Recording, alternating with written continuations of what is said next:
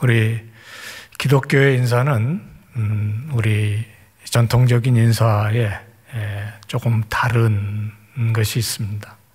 우리는 아침에 또는 오래간만에 사람들을 만나면 안녕하십니까? 그렇게 서로 인사를 합니다. 또 오늘 이 예배는 중국어와 일본말로 송출이 되고 있는 것으로 알고 있는데요.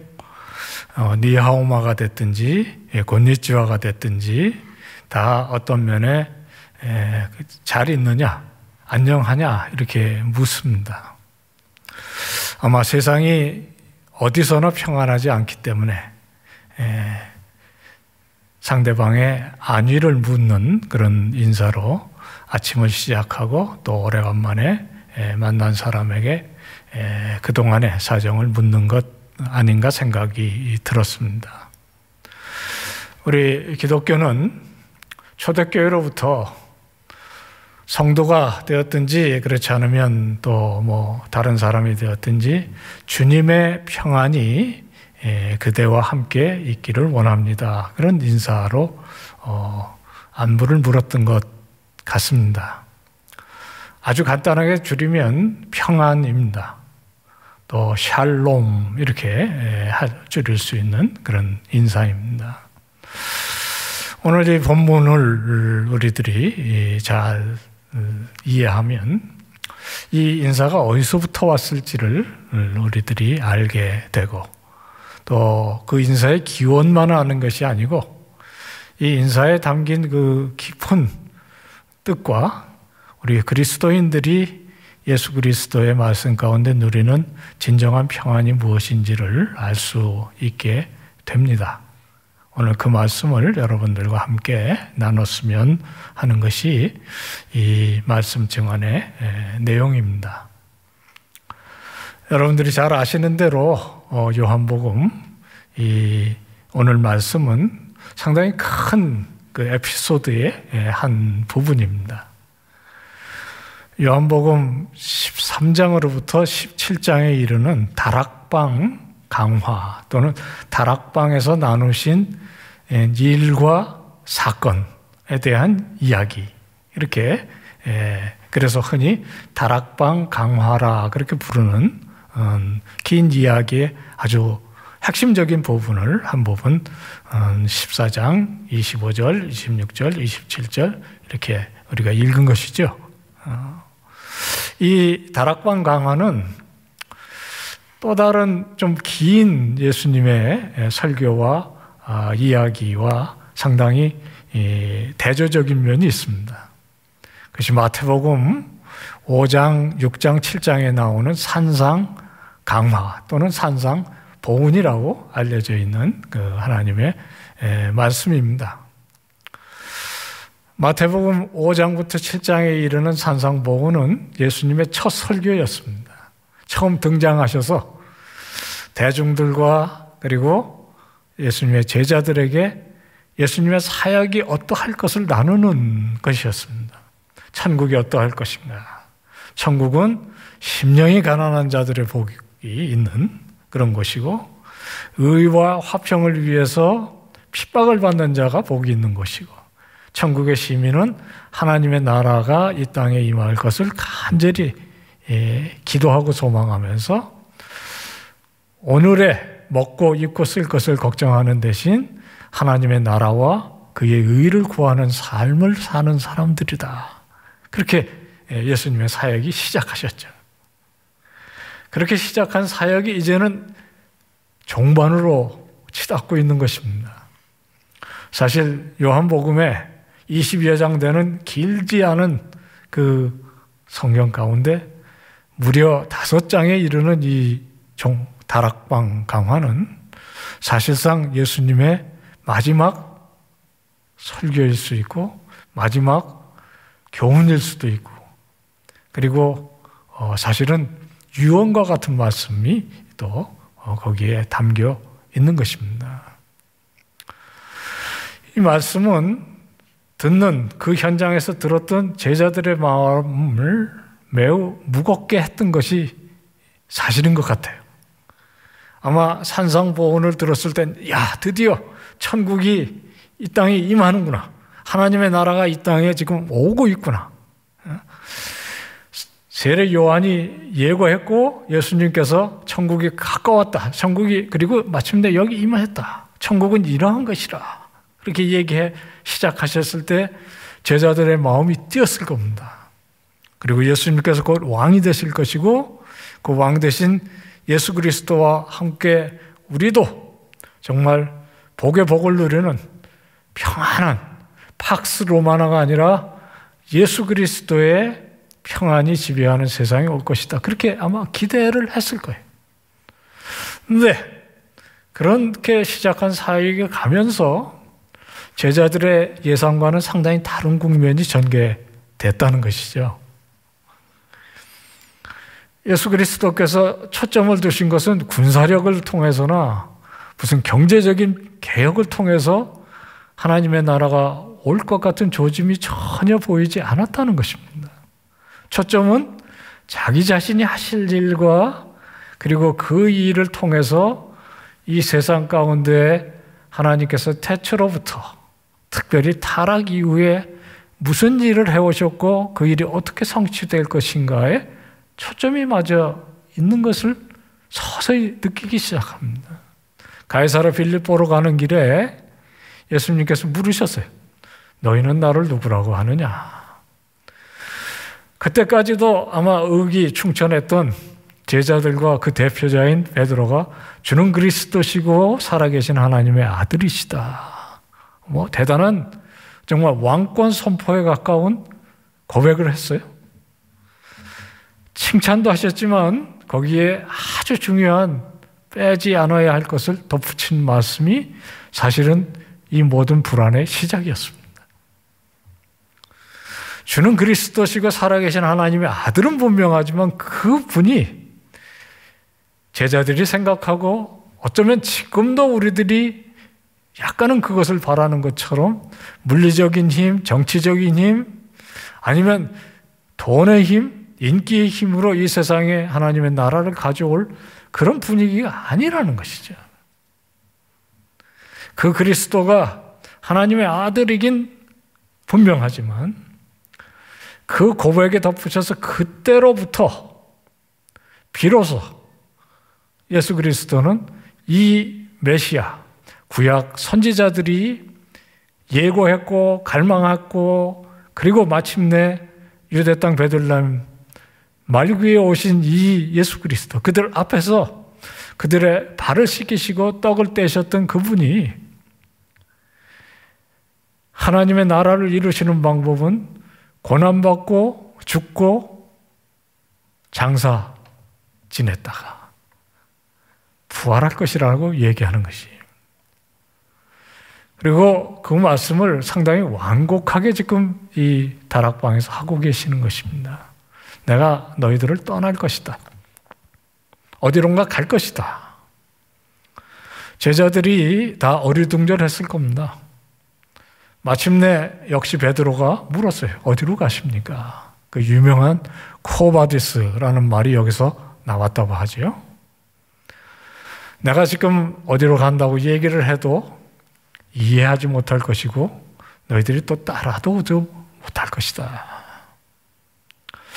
사실 이 말씀 이후에 예수 그리스도의 사역이 간 방향이 2021년 1월 17일까지 이어지고 있는 것이 아니겠습니까? 예수님의 계시지 않음 상황입니다. 신의 부재 상황이라고 일반 무신론자들은 이야기하는 상황입니다. 참 오늘 텅 빈 이 본당을 이렇게 내려다 보니까 참 저도 마음은 허전한 것이 사실인 것 같아요. 물론 지금 영상으로 많은 분들이 이 말씀을 함께 나누고 있는 것을 제가 압니다만 여전히 이 무엇이 있어야 하는 자리에 없을 때 느낄 수밖에 없는 허전함, 그것은 우리 인간의 본성일 겁니다. 하물며 정말 나의 삶이고 나의 소망이었고 나의 모든 것이 걸려 있어서 지난 3년을 그분에게 헌신했는데 그분이 계시지 않을 뿐만 아니라 나를 따라도 오지 못할 것이다. 그리고 정말 이 모든 것에 절망적인 선언과 같은 말씀을 하신 것이 아닙니까? 사실은 당신이 죽고 무덤에 묻히게 될 것이라는 이 상황입니다. 예수 그리스도가 계시지 않는 것은 제자들에게 큰 어려움이 됐을 것은 사실입니다.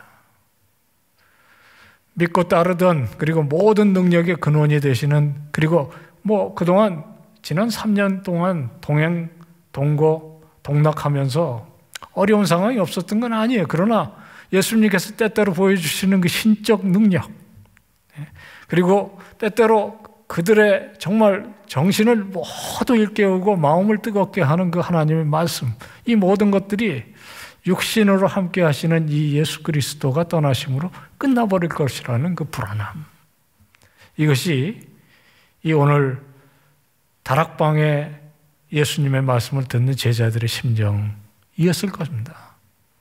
그리고 사실 우리들의 상황일 수 있습니다. 이 코로나 상황이 진행되는 가운데 영국의 학자들 가운데 변증에 상당히 능력을 발휘했던 레녹스라는 분이 발빠르게 조그마한 소책자에 가까운 책을 냈습니다.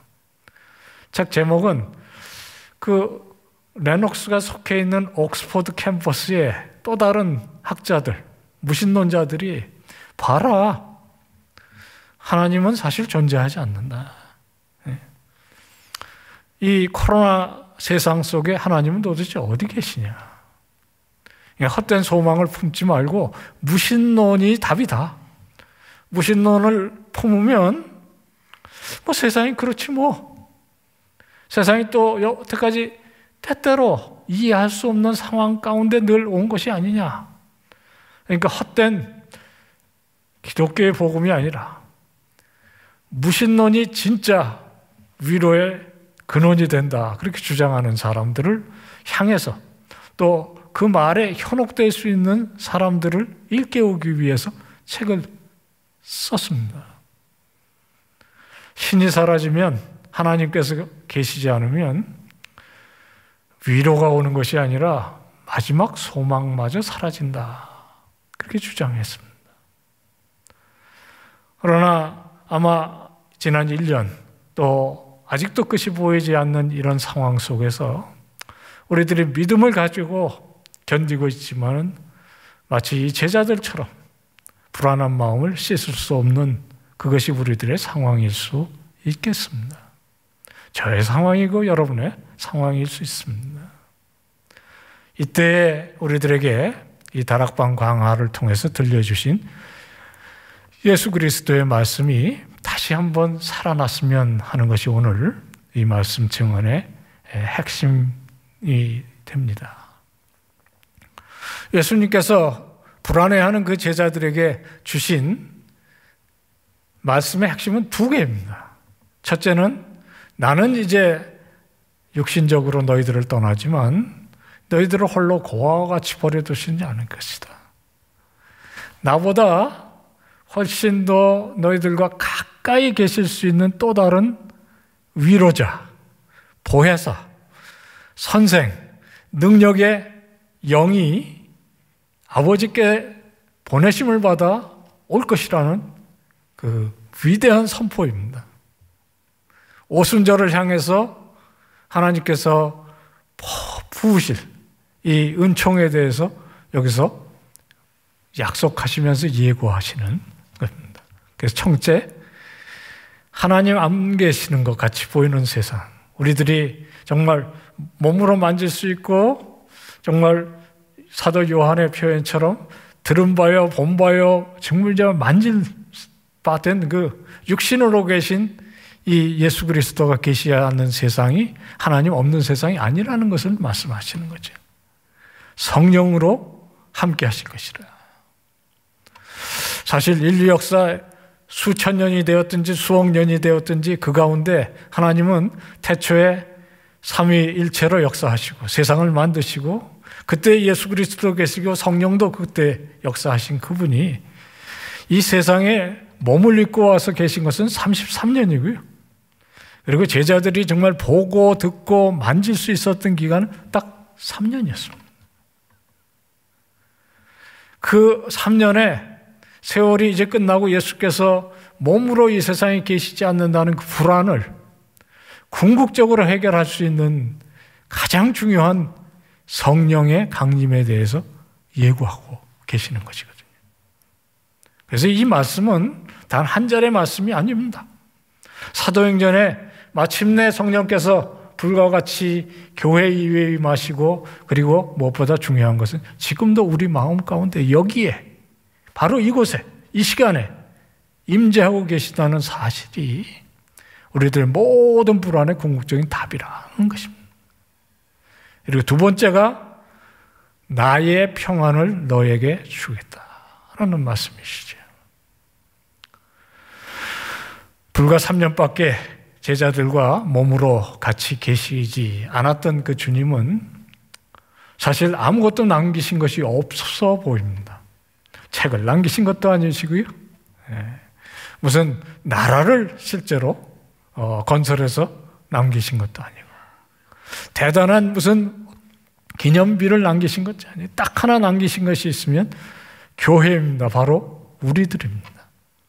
예수님의 제자들이 그 제자 공동체로 교회였고 오순절 성령이 강림하셔서 이제 불붙기 시작한 이 교회의 역사가 2021년 1월 17일 오늘까지 우리들에게 있는 것이고 그리고 이 공동체 속에는 항상 성령께서 함께 하신다는 것이고 우리가 이렇게 몸으로 한 공동체로 함께 하지 못하는 시간에도 이 예배 시간뿐만 아니라 우리가 있는 곳에 어디서나 이 성령께서 예수 그리스도가 하신 일을 기억하게 하신다.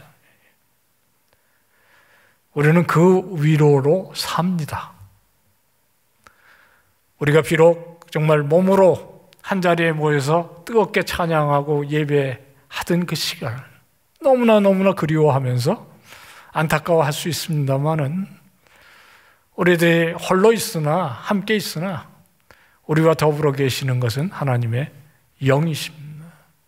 하나님께서 우리와 함께 하시는 것입니다. 임마누엘 되시는 것입니다. 그리고 그 성령께서 우리를 깨우쳐 가리키신다는 것입니다. 성령이 하시는 일은 예수 그리스도와 하나님께서 하신 일을 깨우쳐 알게 하시는 것입니다. 재미있는 것은 이겁니다. 예수님과 지금 몸으로 얼굴을 대면해서 이 얘기를 지금 주고받는 베드로를 비롯한 그 제자들이 사실 예수님께서 하시는 말씀을 이해하지 못하고 있었거든요. 그래서 불안했던 겁니다. 마치 지금 출근을 해서 생계를 벌어와야 되는 어머니가 지금 집을 나서야 되는데 그냥 엄마가 떠나는 것만이 섭섭하고 그리고 싫어서 그냥 때를 쓰고 우는 어린 아이 같은 그런 심정인 거죠. 성숙해서 그 어머니가 하는 일을 무엇인지 아는 아들, 딸들이면 그렇게 안 하는 거거든요. 근데 아직까지 이 예수님의 3년 동안 훈련받은 제자들은 그것을 사실은 들어도 몰라서가 아니라 깊이 이해하지 못하는 것이죠. 사실 예수님은 지금 그 울고불고 하는 제자 공동체를 뿌리치고 떠나는 것이 아니라 그들을 위해서 그들과 지금 2000년 후에 이 복을 누리는 우리를 위해서 십자가에 달려 돌아가심으로 예수 그리스도만 하실 수 있는 그 육신을 버리고 무덤에 묻히는 일로만 할 수 있는 하나님의 진로를 화평케 하는 그 속죄 제사를 드리기 위해서 떠나는 것인데 그것을 말씀 안 하신 것도 아닌데 이해 못하니까 안타깝고 두렵고 불안한 것 아니겠습니까? 그러니까 아마 제자들이 우리를 부러워야 할 거예요. 우리는 그것을 알고 믿고 매 주일마다 그것을 우리들이 기억할 뿐만 아니라 하나님의 말씀을 펼 때마다 성령께서 그것을 깨닫게 하신다는 것입니다. 우리 3일의 성도 여러분, 이것이 이 시간 저와 여러분들에게 정말 세상이 줄 수 없는 평안과 위로의 근원 되시기를 축원합니다. 성령께서 이것을 다시 한번 기억하게 하시고 깨닫게 하셔서 정말 2000년 전에 예수 그리스도가 제자들에게 불안감을 불러일으키면서 가셨던 그 길이 사실은 그들을 궁극적으로 평안하게 하시기 위해서 하신 일이라는 것을 다시 한번 기억하고, 우리가 예배 시간에 나올 때 또는 우리가 마음이 혹시라도 불안하고 믿음이 흔들릴 때 하나님의 말씀을 펴는 가운데 이 귀한 진리가 성령의 위로와 함께 우리들에게 기억되는 은혜가 있었으면 좋겠습니다. 그 은혜를 체험했던 사람들 한결같이 다 이 은혜 가운데 위로를 받고, 그리고 그 위로를 기초로 해서 정말 용감하고 두려움 없고, 그리고 세상의 유익을 위해서 그리스도를 뒤따라 산 사람들이 되었다는 것이 교회의 역사의 증언입니다. 초대교회 성도들 가운데는 안토니우스 역병이 되었든지 또는 율리우스 시대의 역병이 되었든지, 물론 자기 자신의 안위를 지키는 일도 필요했지만 필요하면 하나님께서 정말 이 역병 가운데서라도 나로 하여금 돌보게 하는 영혼이 있다 그러면 죽음을 무릅쓰는 용기를 그들에게 주셨다는 것이죠. 예수님의 제자들, 예수님 십자가에 못 박힐 때 아직도 깨달음이 없어서 두려워하고 도망갔던 사람들이지만 결국 성령 하나님께서 그들에게 임하실 때 그들이 정말 새로워지고 두려움 없고, 그리고 죽음에 이르는 자리까지 하나님의 말씀을 증언하는 귀한 종들이 되었길래, 그래서 지금 우리가 여기에 이 복음을 듣고 있는 것이 아닙니까? 뿐만 아닙니다. 교회 역사를 돌아보면, 아니 대한민국 기독교 역사의 140년의 역사를 돌아봐도 정말 감사한 것은 하나님 없는 것 같은 세상, 그것이 일제 치하의 이 신사참배의 박해 상황이 되었든지, 아니면 공산당의 위협이 됐든지, 독재의 억압이 되었든지, 정말 끝이 없이 진행될 것 같은 이 신앙의 걸림돌과 불안 상황 속에 하나님의 말씀을 기억하고, 그리고 그것을 붙잡았던 우리들을 앞에 간 신앙의 용사들, 우리들의 정말 의연하고도 두려움 없이 하나님의 말씀과 함께 위로받고 용기를 갖고 살았던 성도들 때문에 우리들이 있는 것이면,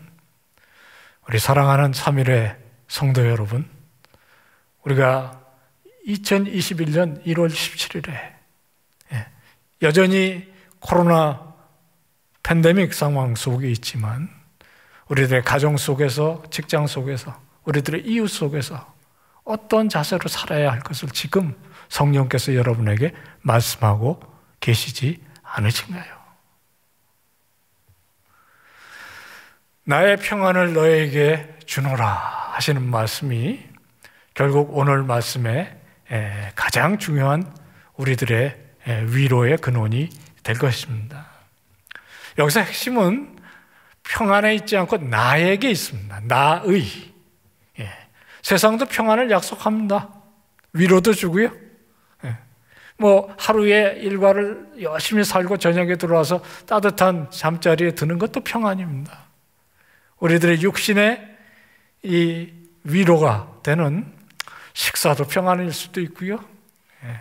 우리들에게 정말 따뜻하게 베푸는 말 한마디도 평안일 수 있어요. 그러나 그거 다 일시적입니다. 마치 사마리아 여인이 우물가에서 구했던 그 물의 위로처럼 마셔도 마셔도 끝이 없는 그런 갈증과 다른 세상이 줄 수 없는 평안, 그것을 내가 너희에게 주노라. 그렇게 말씀하십니다. 그리고 그 평안을 받으라고 우리들에게 말씀을 하시는 거거든요.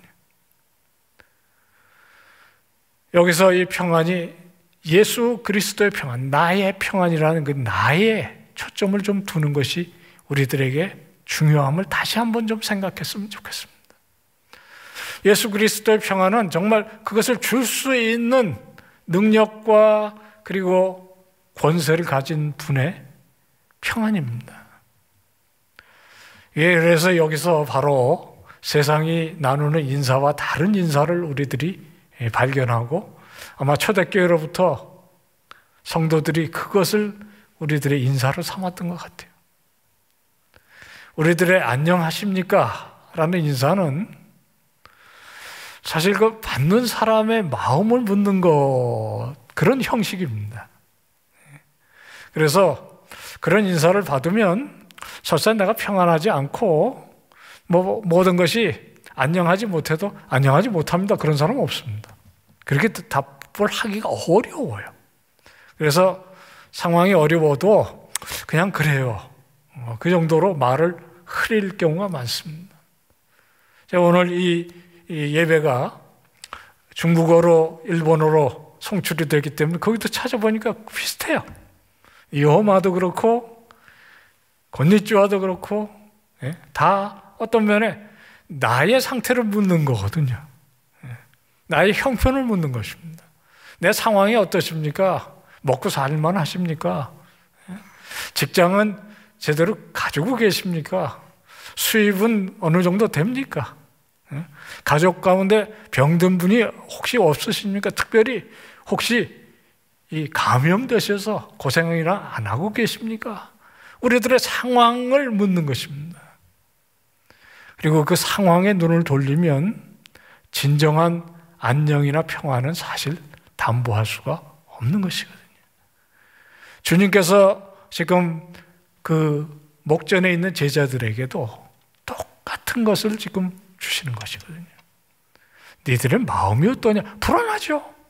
예수님께서 떠나신다는 걸 듣는데, 그리고 예수님께서 더 이상 그들과 함께 있어서 떡을 떼시고 때때로 필요하시면 오병이어로 기적같이 먹이시고 병든 자를 일으키는 상황이 이제는 실질적으로 불가능한 것을 머릿속에 담을 수밖에 없는 제자들 얼마나 불안하겠어요.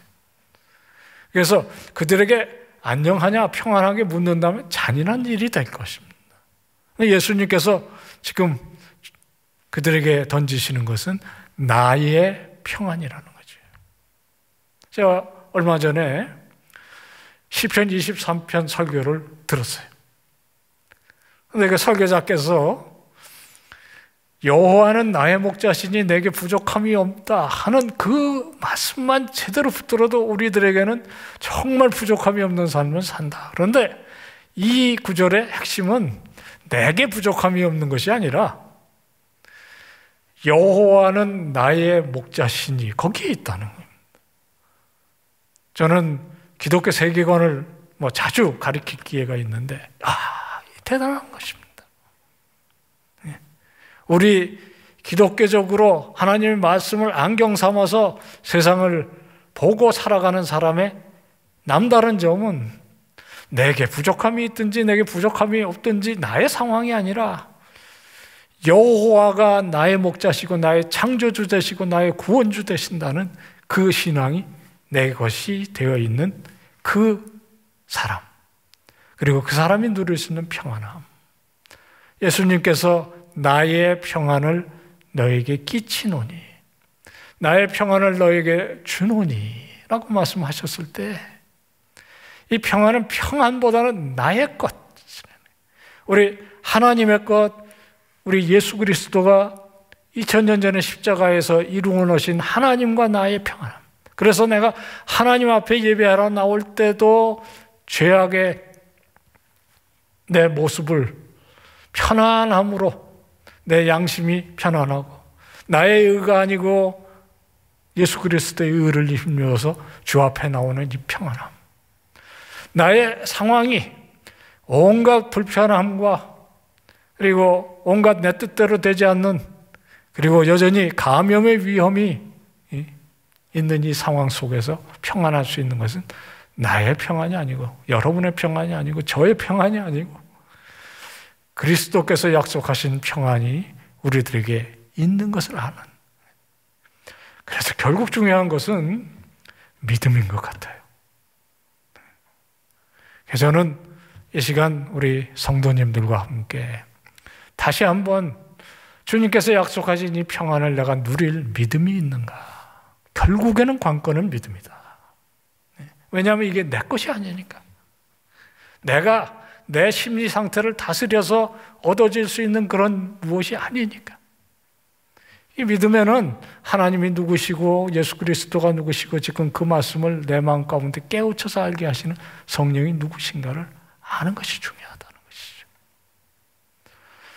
우리 3일에 귀한 성도님들, 다시 한번 오늘 말씀 같이 한번 들여다보면 좋겠습니다. 평안을 너희에게 끼치노니 곧 나의 평안을 너희에게 주노라. 내가 너희에게 주는 것은 세상이 주는 것과 같이 아니하니라. 너희는 마음에 근심하지도 말고 두려워하지도 말라 하십니다. 이것을 아멘으로 믿으시고 이 믿음 가운데 살아가시는 귀한 성도님들 다 되시기를 축원합니다. 이제 설교를 마쳐야 될 것 같아요. 우리가 대개 헤어질 때 이제 안녕히 가십시오 그렇게 하고 헤어집니다. 참 그것이 제가 생각하기에 성경이 주관이 되어 있는, 그 성경에 알게 모르게 토대가 되어 있는 문화와 그렇지 못한 문화의 인사의 차이임을 잠깐 생각해 봤어요. 우리들이 떠나갈 때는 되게 굿바이, 영어를 그렇게 얘기합니다. 근데 제가 그 말을 들여다보면서 알게 된 거 하나 있어요. 그게 원래 굿바이가 아니고 God be with you. 그게 줄어서 굿바이가 되었다는 거예요. 근데 그냥 줄은 것이 아니고 16세기, 17세기, 18세기 점점 인본주의가 퍼져가면서 하나님이 너와 함께 있으시기를 원하노라 하는 그 믿음이 사라지기 시작하면서 세속화되면서 줄어서 그냥 굿바이가 돼버렸다는 거예요. 그런데 여전히 그것이 살아있는 언어들이 있습니다. 불어가 그래요.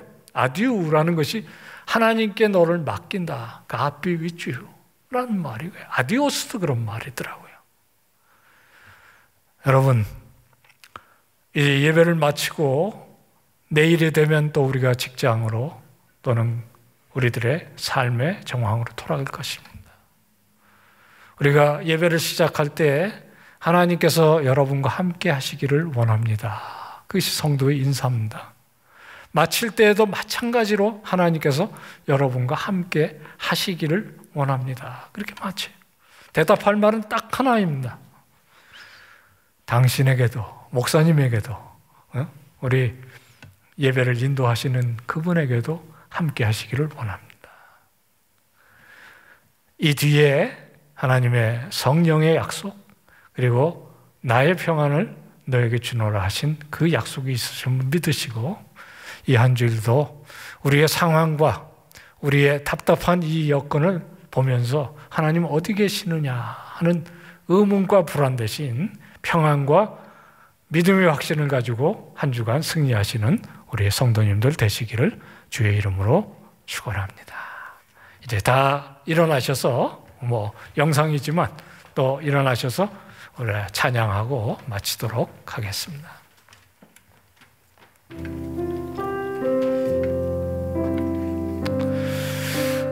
거친 파도 나를 향해 와도 주와 함께 평안을 누리며 날아오르겠습니다. 주 품에